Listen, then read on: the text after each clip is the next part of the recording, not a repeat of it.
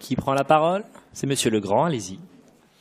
Merci Monsieur le Président. Madame la Vice-présidente, la politique régionale en faveur du spectacle vivant avait bien besoin d'un toilettage. Vous allez mettre fin à une situation où pour certains l'argent public était devenu une sorte de rente et vous allez parfois les amener à devoir remettre la pertinence de leur travail en question. C'est une très bonne chose. J'en profite d'ailleurs pour rappeler à toute fin utile une des conclusions du rapport du Syndicat national des scènes publiques de 2016 qui établissait une surabondance de l'offre en Île-de-France induisant, je cite, un rayonnement moindre, c'est-à-dire une faible visibilité des spectacles et un sous-remplissage des salles. Il est d'ailleurs possible d'établir un parallèle avec un constat implacable, plus il y a d'argent public, moins il y a de spectateurs. On ne peut que se réjouir donc que les dispositifs prévus dans ce rapport prévoient systématiquement le non-cumul des subventions régionales, mais surtout une évaluation de l'utilité de la subvention, notamment en termes de rencontre du projet avec le public. C'est un pas dans la bonne direction de la gestion raisonnable de l'argent des Franciliens. Car entendons-nous bien, le principe n'est pas de remettre en cause les subventions publiques. Je le dis très clairement, l'argent public est indispensable au développement et à l'existence des arts de la scène et de la rue. Le principe est que cet argent public ne serve pas le clientélisme et ne devienne pas une rente à vie pour certains, comme c'est trop souvent le cas. L'argent public est tellement indispensable que je trouve d'ailleurs que vous n'allez pas assez loin dans certains aspects de votre rapport, notamment l'aide aux jeunes débutants et aux premiers projets. Alors même que la profession souligne que c'est une des principales lacunes du système actuel, j'ai d'ailleurs déposé un amendement en ce sens, vous ne faites pas ce qui est suffisant. Mais surtout, c'est la grande lacune de toute votre politique, vous ne faites rien pour le soutien aux pratiques amateurs, lien du peuple avec sa culture, mais aussi parfois vivier de talents et de futurs professionnels. Combien de futurs talents aspirent aujourd'hui, en plus d'un coup de pouce du destin, à un coup de pouce de la région pour pouvoir se professionnaliser et donner autre chose à voir au public? C'est le silence total dans votre politique. Et enfin, de concert avec mes collègues, un dernier mot à propos d'Arcadie. Vous savez que je ne suis pas le plus grand fan d'Arcadie. Ils le savent aussi, je leur ai dit quand ils étaient l'autre jour en train de manifester devant la région.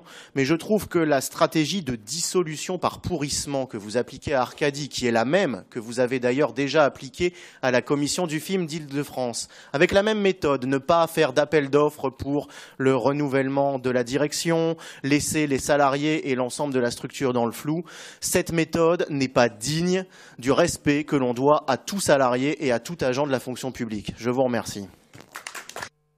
Allez-y, Monsieur Legrand. Merci beaucoup. Je voulais juste rappeler à toute fin utile que dans la configuration proposée par ces amendements ou dans la configuration que vous proposez, vous, le Front National est le seul groupe politique de cette Assemblée à ne pas être représenté à la permanence artistique et culturelle, ce qui, je pense que chacun pourra en convenir en bon républicain, pose un problème de démocratie compte tenu de la surface électorale de notre parti. Merci, Monsieur Legrand. Merci Monsieur le Président. Un amendement qui vise donc à légèrement modifier une rédaction pour permettre de donner plus de chance à la jeune création et aux débutants dans la droite ligne de ce que j'expliquais tout à l'heure. Merci Monsieur le Président, Madame la Vice-présidente. Je note donc que vous opposez professionnalisme et débutants, ça les intéressera beaucoup.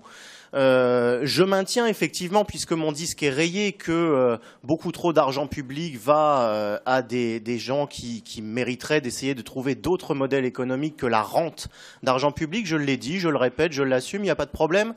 Je pense que justement cet argent qui sert parfois, pas systématiquement, mais parfois de rente à certains, mériterait d'être investi justement pour aider de nouvelles figures à émerger, les débutants dont il était question dans mon amendement, débutants qui auront ensuite, avec ce coup de pouce pour leur démarrage, qui auront ensuite tout loisir de trouver leur propre modèle de développement, de rencontrer ou pas leur public et donc de pouvoir continuer avec un peu moins, voire pas de subventions.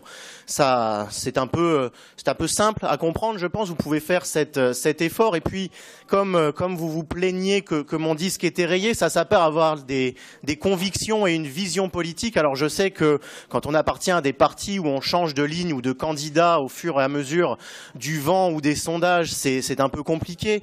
Mais c'est comme ça, il faut vous y habituer. Je vous remercie. Merci, Monsieur Legrand.